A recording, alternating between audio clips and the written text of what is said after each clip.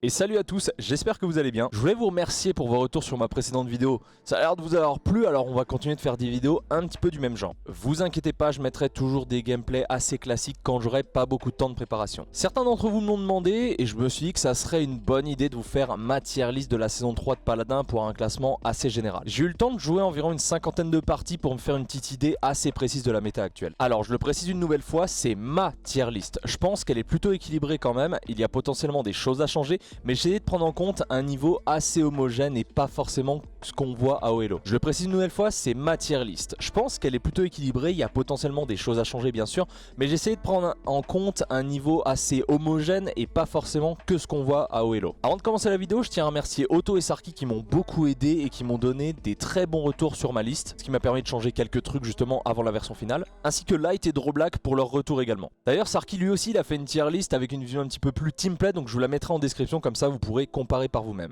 La tier list que je fais là, c'est une tier list qui est vraiment plus orientée solo duo queue. En team, je pense que ça peut être un peu différent et je vais peut-être vous en faire une vidéo plus tard si ça vous intéresse. Du coup, vous vous doutez que les 5 premiers champions que j'ai mentionnés, eh ben c'est mon top 5 que j'ai mentionné dans ma vidéo précédente. Allez, on n'a pas de temps à perdre, donc on va commencer directement. Les rangs vont de S+, qui sont les plus puissants, à C, les moins puissants. En S+, il y a pour moi un seul champion et c'est bien entendu Makoa. Comme je l'ai mentionné dans ma vidéo précédente, le CC immune sur le kit de base, une très bonne tankiness, de bons dégâts, le nerf de Cassie tir au pigeon qui fait qu'il est plus dur à tuer, Makoa il est incontestablement le meilleur champion du jeu actuellement. En ranked généralement, c'est à ban ou à prendre en priorité. À jouer avec tir décollant si vous avez une bonne aim ou demi-coquille, vous allez voir, vous allez vous éclater. Vraiment, c'est à ban ou à prendre en premier si vous le pouvez. On passe directement à la catégorie S. En gros, ce sont les champions qui sont une valeur sûre dans quasiment toutes les maps que vous allez privilégier dans vos compos. Et on commence avec Xin. Xin qui est le meilleur flank avec Mi valeur actuelle, le fait d'avoir Yomi qui est la troisième attaque plus puissante et qui traverse les ennemis, fait de lui un très bon choix puisqu'à côté de ça il peut partir sur guillotine et one shot une cible quasiment à coup sûr avec sa capacité ultime. De bons dégâts, une bonne mobilité et énormément de tempo pour déclencher un overtime ou tout simplement survivre, eh ben vous serez pas déçu du père Xin. On passe ensuite à Cassie. Pas grand chose à dire sur elle, elle est toujours très puissante, son nerf il a pas été trop dur, elle sera toujours pique en priorité dans une draft. Même si elle a été nerf, elle reste très efficace contre un Makoa avec tir au pigeon par exemple, elle a une bonne mobilité et prenez le talent impulsion pour quasiment one shot un flank qui vous rushera. Vraiment le choix du talent ça va dépendre de la compo adverse. Parlons rapidement du pick suivant et c'est Shaline. Il a très bon dégâts de puissant rework, avec le talent mystère du désert qui s'y lance, ça le rend vraiment puissant. Il peut facilement rivaliser avec une Liane ou d'autres dégâts que l'on voyait en fin de saison dernière. Un peu comme une Cassie, il vous faudra une très bonne aim puisque c'est un champion de type projectile, donc la flèche prendra un certain temps avant de toucher l'adversaire, donc il faudra anticiper son déplacement. Ce n'est pas un champion hit scan, contrairement à un Victor ou un Strix, si votre viseur est sur la cible, ça touchera directement. Je vous recommande vraiment Shaline de puissant rework, il est très sympa. Comme je vous ai dit sur les 5 premiers, je passe très vite parce que j'en ai fait une vidéo un petit peu plus complète la dernière fois. Du coup vous vous doutez bien, la dernière championne à être mentionnée, c'est la meilleure support actuelle, c'est bien sûr Furia. Avec bienveillance pour le talent, pour pouvoir bien heal tout le monde, vous allez devoir alterner soins et dégâts pour profiter du passif et pour être efficace dans la game. Alors attention, je vous vois venir déjà, le talent bénédiction solaire, ouais il est jouable, mais il faut vraiment une excellente communication avec vos alliés. Donc il vaut mieux être sur vocal. Pour moi c'est de loin la meilleure soigneur de la saison actuellement. Voilà, maintenant on part un petit peu plus dans l'inconnu, on a fait quelques recherches et on commencera avec Mive. Comme j'ai dit avant, c'est le second meilleur flank après Xin. Elle a une mobilité irréprochable, elle aura en avantage par rapport à Xin une meilleure verticalité qui lui permettra d'atteindre des plateformes très rapidement. Elle est principalement jouée cambrioleuse et avec ses refresh de compétences possibles, elle aura aucun mal à prendre un 1v1 contre des cibles fragiles telles que des supports ou encore des DPS. À ne pas oublier, elle a également de très bons dégâts. Pour la contrer, il faut la burst très rapidement, c'est-à-dire tout mettre sur elle. Si elle est laissée tranquille, ça va être très dur de gagner la partie. Parlons maintenant d'Atlas. Alors c'est toujours un must-ban en ranked, il fait de très bons dégâts, et sa capacité à rewan les adversaires font de lui un puissant allié. Combiné un tank point tel que Inara, Terminus ou même Barik, il va pouvoir aider les lignes arrière ou même push la backline ennemie pour que vous preniez le dessus. Même si maintenant son self rewind il peut être interrompu avec un handicap ou cripple en anglais, ça vous permettra quand même d'avoir une seconde chance pour revenir sur un bon positionnement, donc si vous lui appliquez pas de CC et que vous le gérez pas, ça va être super compliqué de tomber. Avec son ultimate qui peut tempo une personne pendant 4 secondes également, eh ben ça peut empêcher un ennemi de toucher le point pour déclencher un overtime et vous faire gagner la partie. Et oui, qui l'eût cru, le grand-père Thorvald, il est de retour. Et là vous allez me dire, mais pourquoi ? Alors si vous voulez pas vous taper la tête contre les murs en ranked, bannissez-le. Ouais je sais, la dernière vidéo j'ai dit bannez-le, du coup je me rattrape. Et qu'est-ce qui le rend vraiment si puissant? Eh ben ce sont les changements qui lui ont été apportés lors du patch de la saison 3. À présent, quand vous appliquez un bouclier sur votre allié, vous pouvez lui redonner de la vie et vous lui rendez également des munitions. Avec le talent grand-père bienveillant, et ben votre bouclier il aura 500 points de vie supplémentaires, donc ça fera un total de 1500 points de vie. Donc si vous combinez ça avec un Zin, et ben il aura un bouclier de 1500 points de vie qui sera à détruire par les adversaires, et ça va prendre du temps avec le nerf de Wrecker. Il aura des munitions en plus, donc il aura normalement jamais rechargé ou presque.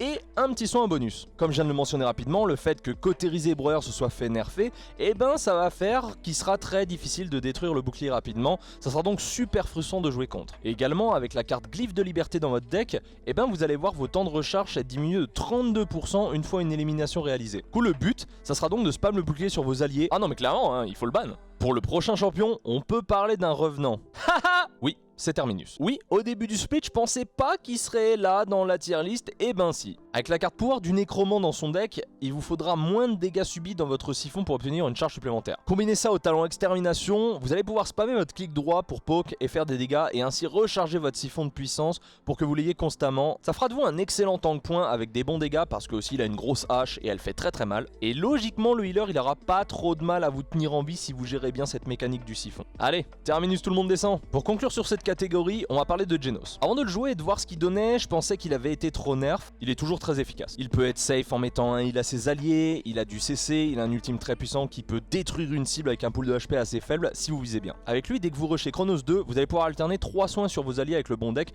et comme Chronos a vu son prix être réduit, et ben c'est encore plus simple de l'avoir. Pour tous les nouveaux joueurs, c'est un support très facile à prendre en main, même s'il n'a pas un heal très fort, c'est un heal sur la durée. Pour les nouveaux joueurs d'ailleurs, je vous conseille vraiment Genos, c'est un support facile à prendre en main, et je vous conseille d'avoir un Barrick avec en tant que point, car contrairement à d'autres soigneurs qui vont pouvoir remonter la vie rapidement, Genos c'est pas le cas. Un Barrick lui, il aura le soin sur ses bottes propulsées en plus d'avoir sa barricade pour tempo, et c'est vraiment le meilleur combo possible. On passe maintenant à la catégorie des A+.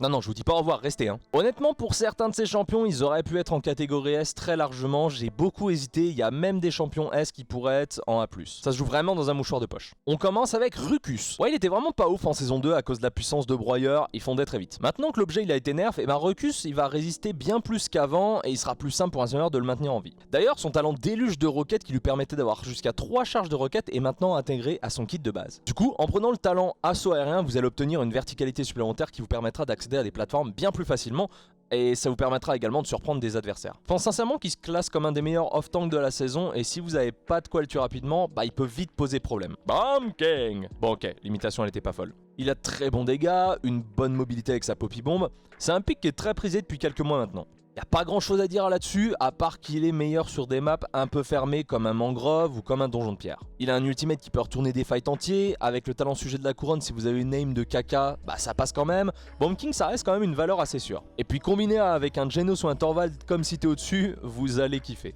Alors lui j'ai eu un petit peu de mal, mais je pense qu'il a sa place ici, c'est Rome. C'est le dernier tank en date à être sorti, il est dispo en quête depuis quelques mois maintenant, il a largement sa place dans la méta actuelle. Avec son talent autorité qui diminue les dégâts subis de 75% pendant sa charge, il vous faudra impérativement du CC pour le contrer, sinon vous pourrez pas l'arrêter. Et avec certaines compos justement c'est pas toujours le cas, on n'a pas toujours de CC. Avec ce dash, il peut aller chase le support sans problème, il peut temporiser pas mal de secondes avec son armure, il a très bons dégâts et il a un pool de points de vie énorme, justement avec son armure en plus. Et d'ailleurs, si vous savez pas, ça peut counter un Zin Guillotine. Pourquoi ça peut counter un Zin Guillotine? Tout simplement parce que l'armure n'est pas considérée comme des PV max. Du coup, il va falloir vraiment le gérer très rapidement. Petit conseil, ayez une Cassie tire au pigeon ou même une Moji pour l'ultimate, ça vous aidera à mieux le gérer et il devrait fondre assez rapidement. Le prochain champion est un de mes préférés et c'est Maldamba. Je pense qu'il a toujours été sortable, enfin la plupart du temps, avec un très bon soin grâce à la légendaire Élu des Esprits, mais il y avait mieux la saison passée avec une Ayo par exemple à privilégier quand elle avait la DR à 25%. Maintenant pour moi il se place dans le top 2 des meilleurs supports juste derrière Furia. Le talent Élu des Esprits, il est toujours très bon même s'il a été nerf, et il est à privilégier je pense dans certains cas, comme par exemple dans des maps très grandes où il vous faudra heal de très loin les flanks qui vont aller faire chier l'équipe adverse. Mais le nouveau talent Gourde trop mûr, je pense qu'il est intéressant dans des maps assez fermées comme Mangrove ou Donjon de Pierre. La gourde, elle fera plus de dégâts, mais elle fera 2 fois plus de soins. Si vous avez vu ma vidéo sur Maldamba, vous saurez qu'avec un tank qui peut temporiser, vous allez avoir aucun mal à le maintenir en vie. En plus, avec la réduction en coût de Chronos, il est également plus simple d'aller chercher niveau 3 et avoir encore moins de CD sur vos soins. Et on n'oublie pas sa capacité ultime qui peut retourner complètement un fight. Les deux prochains, j'ai du mal à les dissocier, comme depuis la saison 2, c'est un peu le yin et le yang, c'est Barik et Inara. Oui, comme j'ai dit Ying, vous pensez que c'était Ying, mais en fait c'était pas Ying. Alors ça reste deux très bons tank points, on jouera toujours Inara grâce maternelle, même si un pass il a subi quelques modifications. C'est sympa de jouer le maçon 2 secondes, mais ça vaut pas l'autre talent je pense. Barik lui, c'est son talent bricolage qui a été nerf, mais il est toujours efficace. Ce qui le rend fort également, c'est les cartes qui lui permettent d'avoir et un bouclier lorsqu'il utilise ses bottes propulsées, et un soin pendant qu'il utilise ses bottes propulsées également. Combiné à un Genos, eh ben, il aura aucun mal à temporiser sur le point avec sa barrière, ses tourelles qui peuvent également le soigner. Je pense que le talent architectonique il est jouable dans cette saison, là où bricolage avant était la seule option viable. Et pour revenir à Inara, pas grand chose à dire sur elle, elle est toujours puissante, elle a toujours un très bon ultime et elle peut survivre sur le point très longtemps. En plus d'avoir le CC immune sur son talent. Alors lui, je sais que vous attendiez un nerf et il en a pris un, mais il reste quand même très costaud, c'est Strix. Pas tant de choses à dire sur lui, il peut toujours mettre des gros shots à 1200 de très loin. Son meilleur compte, ça va être un flanc qui ira l'embêter en permanence et qui va l'empêcher de mettre une pression sur l'équipe adverse. Le talent utilisation non conforme, il a été nerf, mais je pense qu'il est toujours utilisable. En alternative, du coup, il y a le talent gâchette rapide qui peut être intéressant si vous avez du mal à viser la tête, puisqu'avec ce talent, eh ben, vous ne pourrez pas faire de headshot, mais vous ferez plus de dégâts sur le reste de vos tirs. Dans des cartes comme Siri ou le Grenouille, c'est vraiment le pick à sécuriser en priorité. Ou à ban si vous n'êtes pas le first pick. Dernier champion de la catégorie, c'est Willow. J'ai eu peur au moment du patch que le champion devienne vraiment mauvais. Mais si vous savez la gérer, elle sera toujours très efficace. Attention quand même à la compo adverse, s'il y a un sniper ou une liane, et ben ça va être très chaud d'utiliser votre ultimate. Le gros avantage de Willow, ça reste bien sûr sa zone morte, vous allez pouvoir la mettre sur le point pour que les tanks ne reçoivent pas de soins, ou alors lors d'un duel avec une autre personne pour pouvoir le gagner à coup sûr pour que le support n'interagisse pas dans votre duel. Au niveau du talent, ça change pas, c'est toujours Fleur Explosif qui reste le plus efficace et qu'il faudra prendre, avec un dégât AOE qui pourra monter très haut une fois stack. D'ailleurs, dans la méta actuelle où Terminus est plutôt puissant, eh ben Willow sera une bonne idée puisqu'avec votre dégât AOE, si vous visez suffisamment à côté de son siphon de puissance, eh ben vous pourrez quand même le toucher. Alors pour les prochaines catégories, on va essayer de passer ça un peu plus rapidement, je me suis assez étalé sur les premières parce que je pense que c'est les plus importants. Pour la A, les champions ils sont bien entendu viables dans la méta actuelle, ils sont juste peut-être un peu plus situationnels à sortir ou alors moins efficaces qu'avant à cause de nerfs. Et d'ailleurs, la première aurait pu être dans la catégorie précédente car elle reste très puissante, c'est Liane. Liane, elle a vraiment le cul entre deux chaises. Depuis qu'elle a subi un nerf sur son ulti, eh ben elle est plus simple à contrer qu'avant. Elle restera un très bon choix contre la plupart des cibles, notamment contre des Drogos ou des Willow également, et ça restera une excellente dueliste qui fera énormément de dégâts et qui pourra toujours prendre un kill random en faisant un dash. Ouais, ça m'est arrivé hier et c'est très frustrant. Vous sentez la haine que j'ai toujours, hein? Vous allez voir, les champions que j'ai mentionnés ici, ils pourraient largement être dans la catégorie au-dessus, mais bon, il faut quand même faire des choix. On va venir ensuite à parler de Khan, toujours un très bon off-tank, il vous garantira quasiment un kill à coup sûr avec son ulti. Sachant que Résilience il a été nerfé, et ben ça buff indirectement la capacité ultime de Khan pour projeter quelqu'un en dehors de la map, ou alors tout simplement le garder dans votre main et le tuer très rapidement avec vos alliés. Par contre le talent déluge de balles lui il a été nerf, c'est pourquoi je pense en prise du vortex ça peut être une bonne alternative pour un CC supplémentaire sur votre kit. Un stun de 2 secondes sachant que Résilience a été nerfé, c'est très intéressant et ça va vous permettre de burst un adversaire super rapidement. Et également comme Broyeur a été nerf, et ben son shield en quelque sorte il a été up puisqu'il va résister plus longtemps. Un autre tank et c'est Fernando. Avec le nerf de Broyeur justement il devient lui aussi très bon et c'est une très bonne option de tank point. Ça va être assez compliqué surtout en début de partie de détruire son bouclier et son ulti il peut tout simplement sauver une équipe d'un teamfight contre un ultimate de Bomb King par exemple ou un burst quelconque. Oui pour ceux qui me suivent ça m'est arrivé hier sur pic de l'ascension et ça nous a d'ailleurs fait gagner la partie. Alors sa boule de feu par contre elle se prend un petit nerf sur son CD, on peut la spam toutes les 5 secondes au lieu des 3 secondes mais ça reste quand même intéressant. Avec un bon deck vous pourrez réactiver votre bouclier quasiment instantanément après que le premier soit terminé, ce qui va vous rendre bien plus efficace que la saison passée là où votre bouclier il durait moins de 2 secondes avec un broyeur 3. On repart du côté des flancs avec Androxus. Alors ce champion il peut être très puissant surtout si c'est dans les mains de joueurs comme Mutu. Pour tous les adeptes des flickshots, vous allez vous amuser avec lui. Au niveau des talents, Décide ou Revolver Maudit, je pense que les deux peuvent se voir, j'ai quand même une petite préférence pour Revolver Maudit. Il va falloir une très bonne aim pour arriver à faire quoi que ce soit avec lui. D'ailleurs ça se voit, quand un Androxus il a une aim en papier mâché, et ben il va rien faire de la game. Je pense que c'est pour ça que je l'ai mis aussi bas dans ma tier list. Son reverse il va être très efficace pour remporter vos 1v1, mais il va falloir faire attention à pas vous faire cesser par un grab de canne par exemple, sinon ça va cancel votre reverse dégâts. Ça reste un très bon flank, mais je pense qu'il y a mieux. Ekmorevante Dragon. Oui, c'était encore une imitation pourrie, mais c'était Imani. Elle a eu un gros succès en début de saison 2 lorsqu'elle est sortie en fait, mais elle s'est ensuite fait super nerf sur le stun, la vitesse du projectile elle a été diminuée et la durée de l'handicap également, et 2-3 autres bricoles à côté. Maintenant la compétence de mobilité elle est bien plus efficace, vous pouvez aller plus haut et vous pouvez vous déplacer plus vite, et le stun il est plus rapide à proc. Du coup l'idée c'est d'utiliser votre snowboard de glace pour monter dans les airs rapidement et utiliser votre lance-flamme pour cramer les ennemis. Très efficace pour les barbucks en été. Je pense justement qu'avec cette meilleure mobilité qui lui a été accordée, accompagnée de bons dégâts, et ben ça fait qu'elle se situe dans la méta actuelle et elle peut rivaliser largement avec d'autres DPS.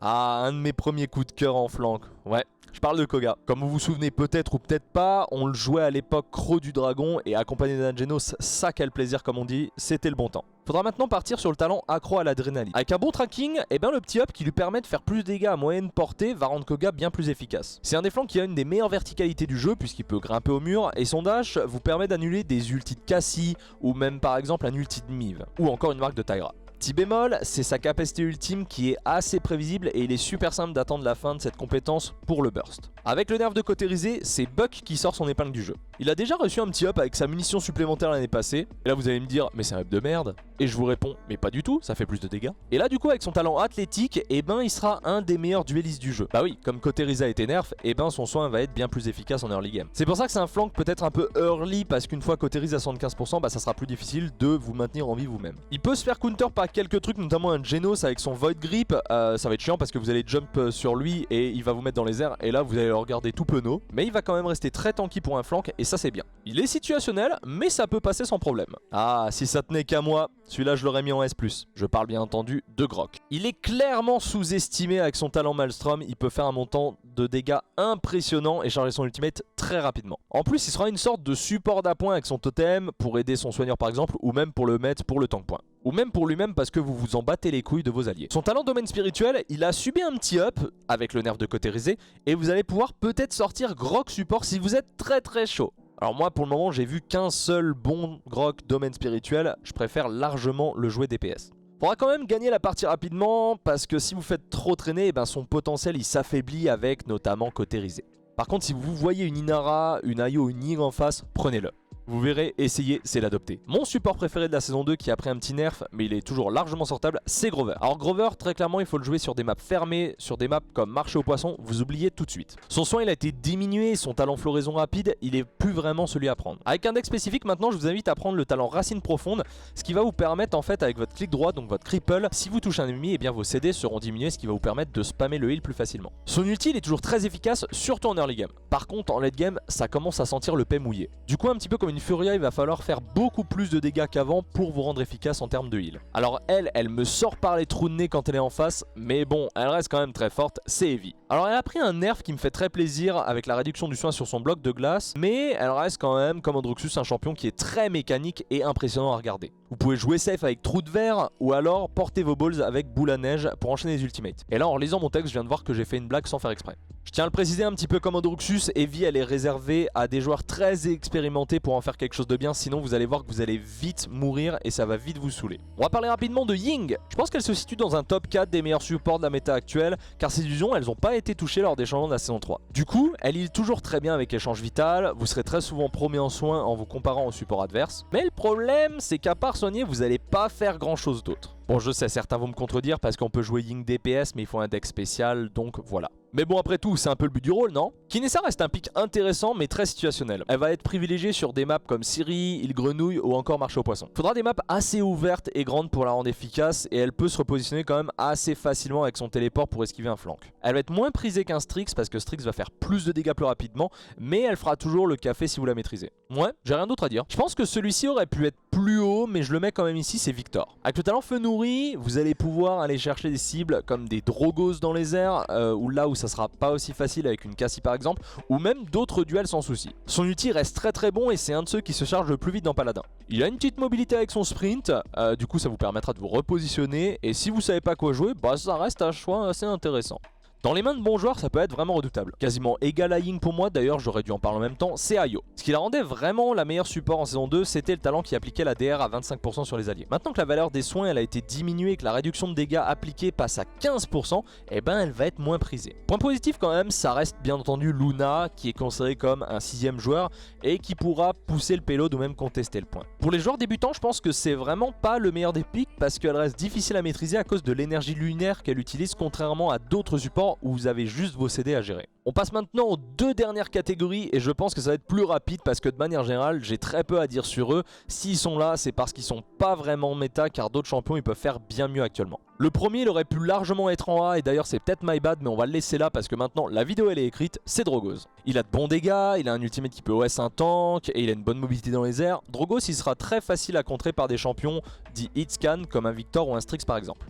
Il est sortable sur quelques maps comme Mangrove je pense où il pourra passer par le toit pour surprendre les ennemis. Mais je trouve qu'un BK ou une Elo ça fait mieux actuellement. Après dans la catégorie actuelle il reste quand même le meilleur par rapport à tous les autres champions. Bon j'ai peut-être un peu abusé pour Drogos, je suis désolé mon bro. Ouais je sais je vais vous décevoir avoir mis ma chouchoute ici mais bon. On va parler de Viviane. En fait elle pourrait être bien plus haute dans le classement un peu comme Victor. Elle est vraiment redoutable si elle est laissée tranquille. Genre vraiment si vous êtes dans la backline et qu'il n'y a pas de flank adverse et que personne ne vient vous choper, vous allez détruire tout sur votre passage. Mais le problème c'est que les gens ils savent qu'il faut la focus maintenant et comme elle a pas d'escape et c'est super difficile de faire quoi que ce soit quand son bouclier il est en CD. Son radar il sera utile, ça fait comme une sorte de mini ulti de Cassie pour avoir de la vision sur l'ennemi. Mais le problème c'est qu'il fait un bruit tellement atroce que les ennemis savent où il est et ils le détruisent instantanément. Avec l'ulti vous allez par contre avoir des dégâts monstrueux et si les adversaires ils pètent pas vos 2 tourelles, vous allez continuer à les charcuter. Pour le talent je vous conseille bien sûr au milieu du chaos pour amplifier les dégâts. Et vraiment un petit tips très rapide pour Viviane, restez bien le clic gauche appuyé, c'est très important. Et n'hésitez pas à mettre un bout de scotch sur le doigt d'ailleurs. Parlons maintenant de Taera. Avec Brûle Sale Monstre, elle pourra bloquer un Barik sur le point parce qu'il pourra pas utiliser ses bottes propulsées pour s'appliquer le bouclier donc il va mourir très vite. Mais c'est un peu le même problème que Viviane puisqu'elle a pas de grande mobilité et c'est une cible assez facile pour les flancs. Si elle est pas protégée ça va être super difficile de faire quoi que ce soit. Elle reste quand même un bon choix si vous savez vous placer, la maîtriser un minimum. Petit tips d'ailleurs contre un Barik, n'hésitez pas à lancer votre molotov quand il fait un ultimate sur le toit du dôme et comme ça brûlera le sol et donc Barik et la tourelle. Après bien sûr quand c'est Faenex qui la joue c'est un petit peu différent mais voilà je parle quand même d'un niveau général dans cette tier list. Ah ça me fait mal au cœur parce que quelques patchs auparavant on aurait pu la placer en A+ ou en S, c'est H. C'est l'off-tank qui a subi le plus de nerfs pour la saison 3, elle fera bien moins de dégâts qu'avant et elle résistera moins longtemps. Alors attention elle sera toujours une bonne alternative avec son coup d'épaule qui réduira les dégâts subis, mais si vous vous faites cesser, c'est terminé. Sachant qu'on voit beaucoup de Furia qui peut vous stun, d'Atlas qui peut vous rewind ou un Shaolin qui peut vous handicaper, ça sera très difficile pour H de sortir son épingle du jeu. Ce champion là, moi je l'aurais mis directement à la poubelle, mais comme j'ai vu certains bons joueurs la jouer, petit big up à Droblack et à Irene, je me suis dit que c'est quand même sortable. Et je parle bien sûr de Moji. Elle est très efficace sur des cartes comme Chute du Jaguar, Moji elle va pouvoir détruire votre équipe si elle n'est pas gérée. Ah mais vraiment une bonne Moji, elle va vous détruire en moins d'1 seconde. Mais comme pas mal de flancs, elle a un gros counter qui est le burst. Pour contrer Moji c'est très simple, il suffit d'attendre que sa barrière soit terminée sans taper dessus bien sûr, et ensuite elle se fera one shot sans rien pouvoir faire. Le placement avec ce champion il est vraiment primordial et l'utilisation correcte de ses CD également. Il y a vraiment très peu de joueurs qui sont capables de la gérer correctement je pense, d'où sa place en rang B. Pour finir on va parler de Pip. Je pense qu'il pourrait être dans une catégorie supplémentaire si on parle de flank directement, mais sa capacité à soigner elle reste très limitée. Même si médecin de bataille ça peut être ok, il y aura bien des champions qui seront plus efficaces que lui sur tous les domaines. On passe maintenant au dernier des derniers, la catégorie C. Alors là c'est vraiment les champions que vous verrez presque jamais car ils sont considérés comme mauvais pour beaucoup. Alors quand je dis jamais, c'est à Elo moyen. C'est vrai que peut-être dans les plus basses Elo on peut les voir sortis parce que c'est des persos relativement simples à jouer. On commence avec Dredge, il spam, c'est marrant mais ça peut se faire counter facilement. Ouais par contre c'est très chiant de jouer contre. Il peut sortir sur quelques maps mais sa capacité ultime elle est assez facile à esquiver et assez prévisible. Il pourrait être en rang B je pense mais bon fallait faire des choix. Passons sur Talus très rapidement. Tous les autres flancs mentionnés auparavant, ils font mieux que lui. Il a pas de verticalité, il a des dégâts moyens par rapport à ses compères. Le Scadrine aurait bien besoin d'un petit coup de pouce. Un autre flanc, Lex. Malgré les derniers changements qu'il a eu, il n'y a que quelques joueurs qui vont pouvoir me faire changer d'avis sur ce pick. Ouais, il peut sortir des gros dégâts, il peut limite se jouer comme un DPS, mais il y a bien mieux à côté et plus utile sur le marché. Son ultimate il est super dur à rentabiliser et je pense que limite certaines de ses compétences pourraient être revues pour le rendre un peu plus impactant. Et on conclut vraiment avec les deux pires pour moi, je n'arrive même pas à les dissocier, c'est Seris et Sky. Bon, Sky c'est rigolo maintenant avec sa zone, elle peut heal, mais ça reste pas ouf quand même dans l'ensemble. Mais un simple illumination la rendra obsolète. Elle pourra se défendre si vous avez un bon tracking, mais vu son faible pool de HP, c'est super compliqué de s'en sortir à haut niveau. Par exemple, vous vous retrouvez contre un BK, 2 bombes et c'est terminé. C'est pour ça qu'à haut niveau, on la voit quasiment jamais. Par contre, à bas niveau, vous allez vous faire plaisir. Et pour Seris, bah je sais pas trop quoi dire, à part qu'une fois cautérisée en poche, elle fera malheureusement plus rien. Elle a un très bon ultimate, mais son kit à côté fait que cela suffit vraiment pas à la rendre viable. Alors j'ai volontairement oublié Tiberius, parce qu'il est tout nouveau et c'est assez difficile de se faire une idée dessus, sachant qu'il n'est pas disponible en ranked. Mais si vraiment fallait choisir, je pense que je le mettrais en A+. Il a du gros dégâts, une bonne mobilité, un ultimate facile à charger. Il vous faudra compter ses munitions pour pouvoir entamer un assaut sur lui, sinon ça va être très difficile et vous allez vous faire découper en rondelles. La clé contre lui, ça va être du CC pendant son ultimate, sinon c'est pentakill assuré. Et voilà, ma vidéo tier list saison 3 est maintenant terminée.